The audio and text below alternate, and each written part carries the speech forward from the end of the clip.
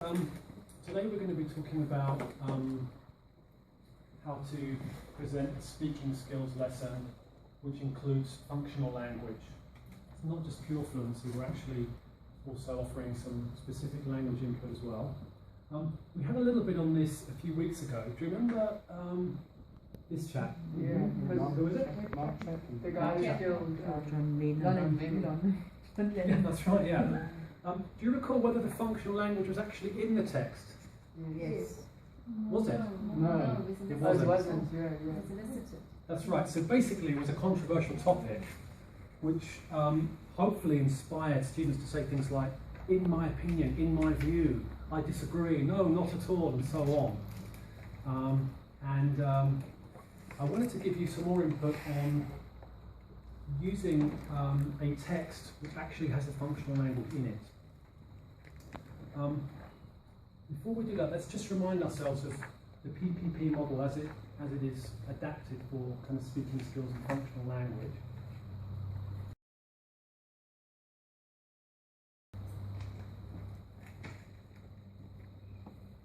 So this is the same pyramid really, which you see for your grammar lesson as well. Obviously the line should link to the main theme of the lesson. The presentation phase will include the students reading a text, which can also include a dialogue. There should be a little bit of work on what the text actually means, so that the exposure to the language won't be in vain. And if you don't really know what the text is about, the chances of you being able to use the context to help decode the language is reduced. But the presentation also includes identifying or eliciting what the functional language is there and what it means, and something about intonation as well, how you actually say it, and whether the pitch goes up or down or both. And then there'll be at least two practice activities, controlled and freer, which you'll see in the model. One is basically a focus on the actual form of the functional language, and the other one is practicing actually using it in a communicative situation. And then finally, production phase, where there's no constraints, but it's possible that the language will emerge if the activity is well chosen enough.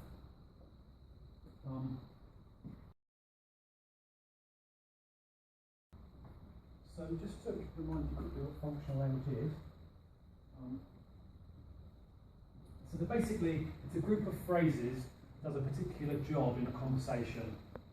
For example, if you don't understand and you need to seek clarification, you could say any of these phrases. Sorry, I didn't get that. Would you explain it to me again? Come again, which is popular in South Africa. Would you go over that again, which is a bit more formal? Would you repeat that, which also sounds a bit more formal? They're kind of doing the same job, but they might be appropriate in slightly different situations. So the lesson that you'll be involved in today, and you'll obviously be pretending with your students, contains a group of phrases that do a slightly different job to that, but you'll see that there's something similar about that.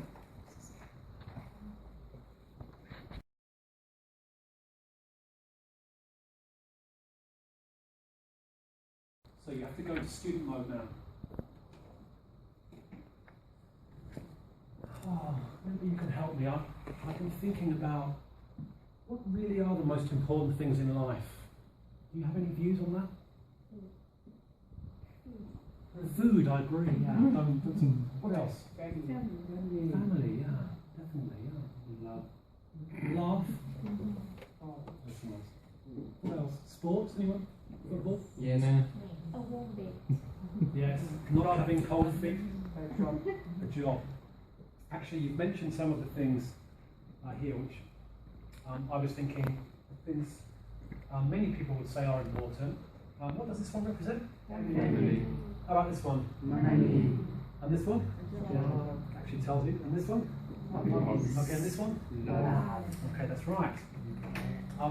What I'd like you to do is just think for a minute and make a note on paper of the order of importance for you. For example, I'll try and give you the truth here. In order, Love and family are probably number one.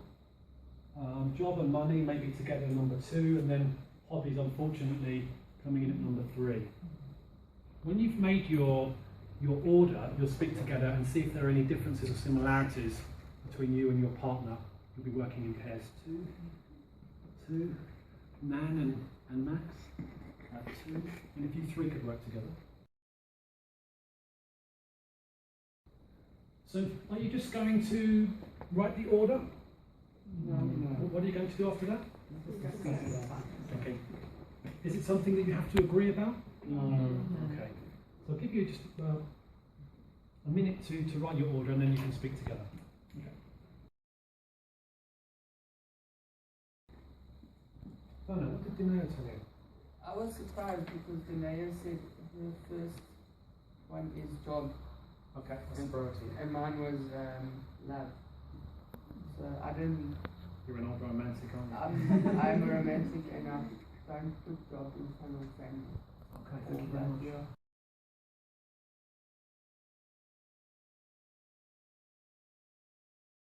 So, I have been noted.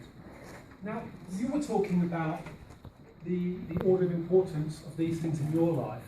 If you look at these two people up here, it's a bit of a small picture.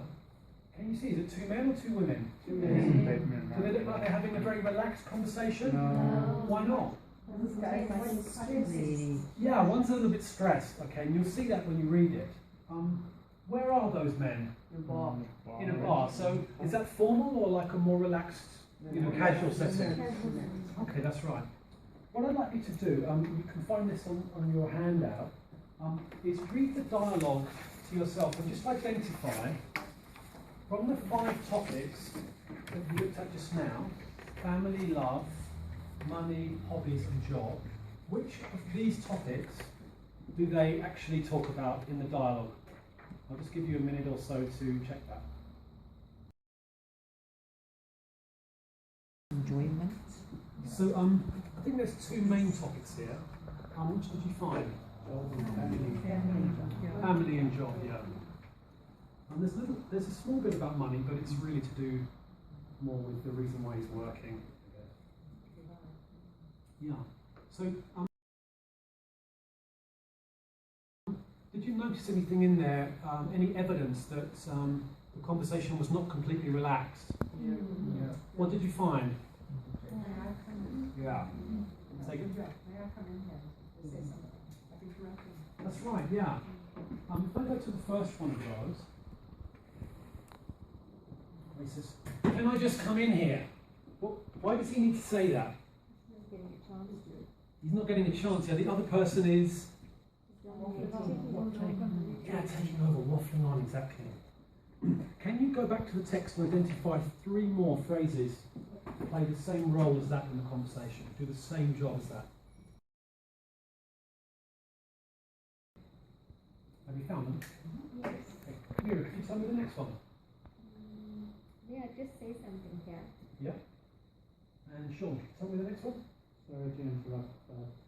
Good, yeah. And Vernon, would you tell me the last one? Well done, Vernon, thank you. So, these 4 phrases have a similar job in the text. We're going to look a bit more closely at the meaning of these phrases and how to pronounce them and when to use them. Alright, so here are the 4 phrases again. Let me just check. When I use these phrases, is it because I'm making an offer? Like, would you like a cup of tea? No. Am I making an invitation like, oh, you should come to my house at the weekend? Am I interrupting when I can't get into the conversation? Yes. Okay, interrupting, that's right. Look at the first one, please. Can I just come in here? What does it mean, come in? Is he talking about coming into a room, physically coming in? No. Is he trying to find a way into the conversation? Yes. Okay. Look at this word in the second one, just. Can I just say something here? Why is the word just included? Politeness. Yeah, it's politeness, yeah. Trying to make it sound like a small request, really. Just a little request. Yeah. sorry to interrupt, but is that finished? What kind of words do you think will follow? What I think. His opinion, what he thinks, yeah. And is this one finished? No. Not in a similar way. So I'm going to say these phrases for you to give you an idea of the pronunciation, and I'm just going to ask someone to come to the board and identify what they think the strongest syllables are, the stressed words. Who would like to come? Werner.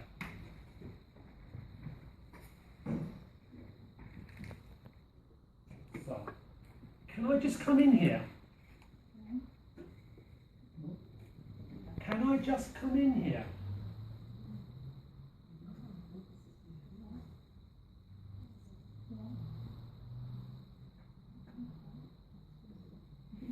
Okay, thank you. That's good, great, thank you very much. I'll get someone up for the next one. So I think I is stressed as well, actually.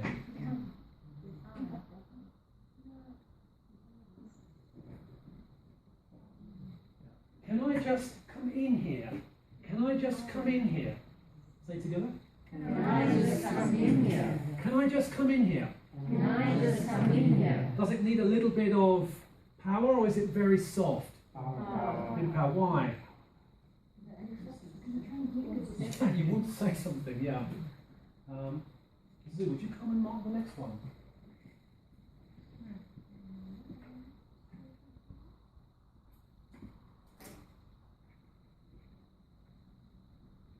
Can I just say something here? Can I just say something here?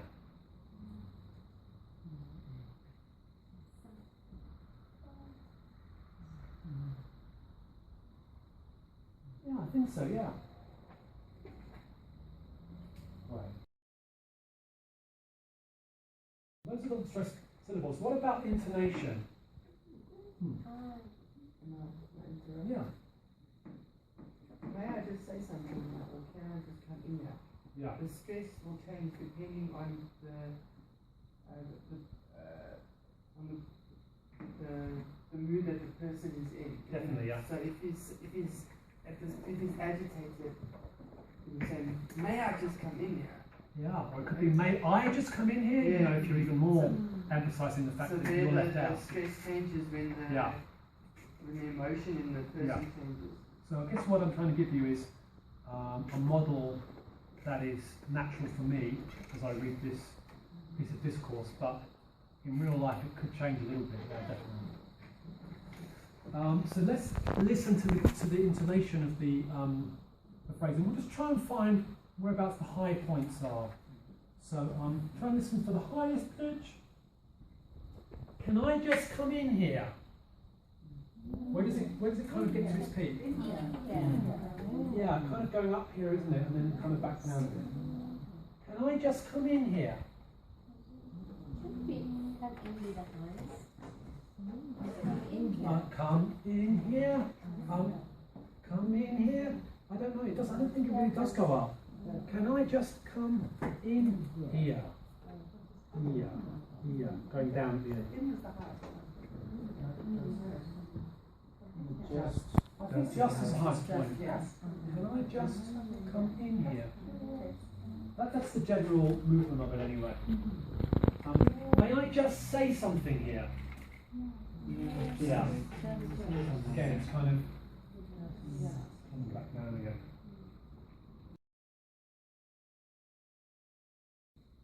What I'd like you to do is now read the dialogue in your which you have on your paper there.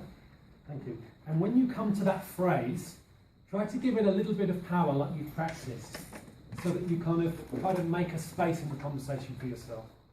Just read together, maybe read it twice so both people have a chance to read both roles.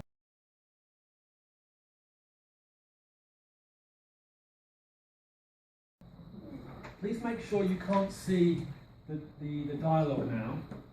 And without looking at it, what I want you to do is look at the four phrases that we're focusing on. You've actually got this slide in your handout as well. and just put them back into the right order so that the words are, so that it reads exactly how it read in the original dialogue. Perhaps we'll do the first one together.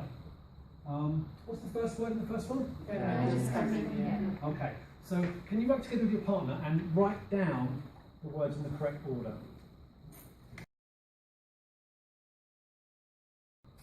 Now you're going to use them in more of a communicative situation. What I'm going to ask you to do is work with a partner. Now one of you chooses a topic on the left. It's the same topics: work, money, hobbies, family, or love, romantic love. One of you is going to basically say as much as you can on this topic, really let it all out. With so much enthusiasm that it's difficult for your partner to actually come into the conversation. And your partner is going to basically choose any of these phrases in order to try and make a space. But you should only stop speaking if you think that it's been said with sufficient force and is not rude. I want to demonstrate this with you. So who wants to be the person who's going to speak a lot for me in this demonstration? Who's good at talking? Werner, okay. Werner, choose a topic. Job, okay. And you're going to speak just a little bit or a lot? A lot. Okay, and I'm going to try and interrupt you. Go ahead. So I love my job. I think it's the best job in the world. And, really? I think that it's good to have a job, and jobs give you so much. What is it that you... Sorry, can I just come in here?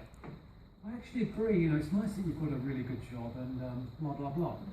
So you get the idea. Try to change roles as well, so both of you have a chance to let all your words out and to use the phrases. Okay? Same groups as before. Great, well I had some very good practice here. Actually, in the next part of the lesson, you don't really have to use those phrases. I'm going to put you in groups and you're going to be speaking together about the topic again, really, about whether you agree or disagree with these statements.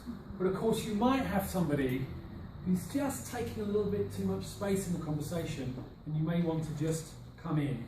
So have them ready to use, just in case. But focus on the idea. You'll be working in groups of 3 or 4. Say whether you agree or disagree with the following ideas. For example, it's better to be rich than to love and be loved deeply. Anybody agree? Bit of both. Rich in love. Rich in love? Okay. Job satisfaction is more important than having a lot of expensive possessions. Any thoughts? Okay. So what I'm going to ask you to do is work in groups of 3. So you 3, Sean, Nao, you 3. Janita, Max, and you 3. Are you just going to read the statements? No.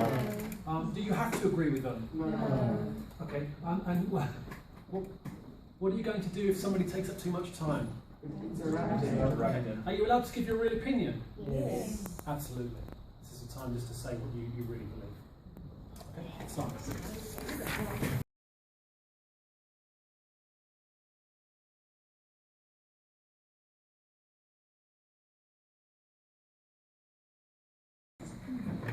So that was kind of the end of the actual sort of PPP process.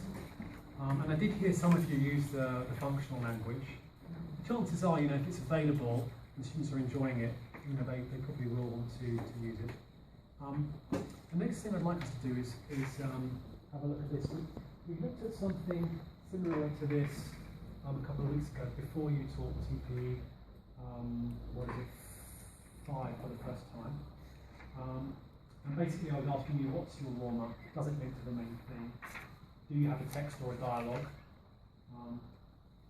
Do you have a simple just question about the text so you can check understanding before you move on? Does it contain target language, or will it enable you to elicit target language? Is your presentation style deductive or inductive? Do you have some stress and hallucination to teach? Do you have CCQs for the functional language? What's your control practice? What's your freer practice? Trying to put a message there. And then it says, how does your production phase create a solid opportunity for target language to emerge? Now, you were asking that about your lesson the other week, but if I could ask you now just to speak together with your partner and identify in the lesson that we've just been through, what was the warm-up, how did it link to the main theme, and was it a text or a dialogue, what were the CCQs, was it deductive or inductive, and just try to identify the purpose of each stage, and then after about 5 or 10 minutes we'll talk about it together. Okay? What I have for breakfast, so Are you ready to talk about that together? Okay. So, what was the warm-up? Pictures. Right, yeah. What do you think about that warm-up? it's a good one. Worked okay? Okay. I was trying to get some big visuals in, just because somehow the brain connects, to the words and the pictures, and it maybe makes it a little bit easier. I tried to give a clear demo as well of the kind of thing I was looking for. I put them in order myself, so you kind of got the idea. Was it linked to the main theme of the lesson? Yeah. Yes. What? In what way? Yeah. 2 of the topics present in the dialogue. Yeah, the production was a kind of more detailed exploration of some of the themes. Yeah, so that was the idea, yeah. So was there a text or a dialogue? Okay. How did that differ from the Mark Chapman lesson? Do you remember? Was that an article or something? Yeah. Yeah, the functional language was not in here, just a suitable way of getting people to kind of use it. But yeah, in this model, it was in the dialogue. Was there any focus on meaning, or did I just give you the text and say read it? You said the context so that we would understand. Yeah, I tried to talk about the context as well. There's 2 men here. Where are they? Are they looking relaxed or not? That's right, yeah. But what about actually understanding, did I give you a question to think about when you were reading it? Yes. And what was the question? Which topics they were talking about? Yeah, how many topics are there and which topics are they? So, how is that a gist question and not a specific detail question? Or an intensive reading question?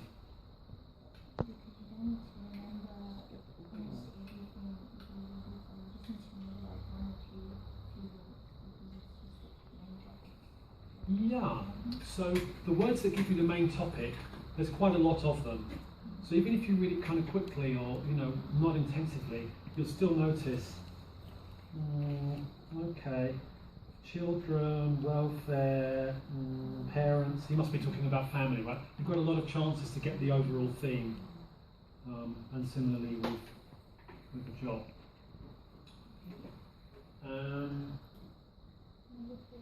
Yeah, so as we said, it actually contained the functional language.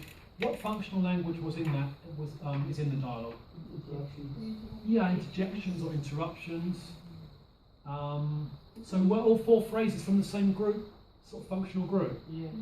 Okay. You don't always have to do that, but depending on the level and the context and so on, it makes sense to have at least a few, so the students can build up a repertoire and see that the same chunks of language, or rather different chunks of language, can perform the same job in the language. I only gave you 1 of the phrases, didn't I? How did you find the other 3? Yeah. Yeah, you actually looked for them and discovered them yourself. Yeah. So the point being that there's kind of a discovery process there. That may not be suitable in the lesson that we plan, but if there is a way of doing it, then if they know one function, maybe they'll be able to find others once you've identified what job that phrase is doing in the dialogue.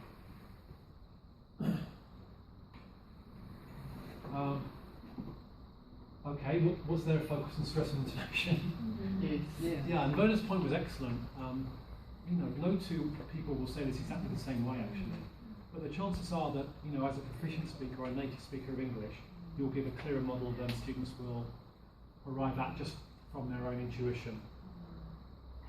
And you will at least raise awareness that there is a journey moving from, as it were, transfer of intonation patterns from the first language towards sounding more like a South African English speaker. That's where they're heading. Not everyone's really trying to do that.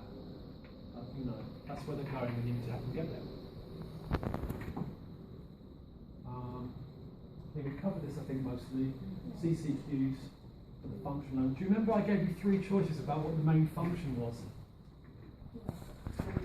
I said, yeah, was it a offer? Oh, yes. Offer, invitation, yeah, disruption, yeah. So, yeah, so that was hopefully obvious by that point in the lesson, but you never know. That might be the point where, you know, Johnny over here, who hasn't got it up to that point, suddenly gets it. You never know. It's worth chucking it in there. So what was the control practice? Where you asked us to rewrite the phrases in the correct order. That's right, yeah, put the word back in order. So it didn't take long, and there probably are more in-depth ways of doing it, but anyway, that I think it works okay in this lesson. And what was the freer practice? Choose a topic and give your partner a chance to interrupt you. That's right, yeah. And it was freer in the sense that you could say whatever you want about the topic, and you could choose which phrase to use.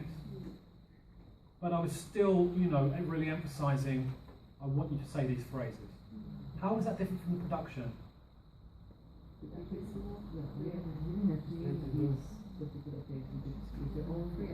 That's right. Yeah. In the production, actually, a lot of you did use them.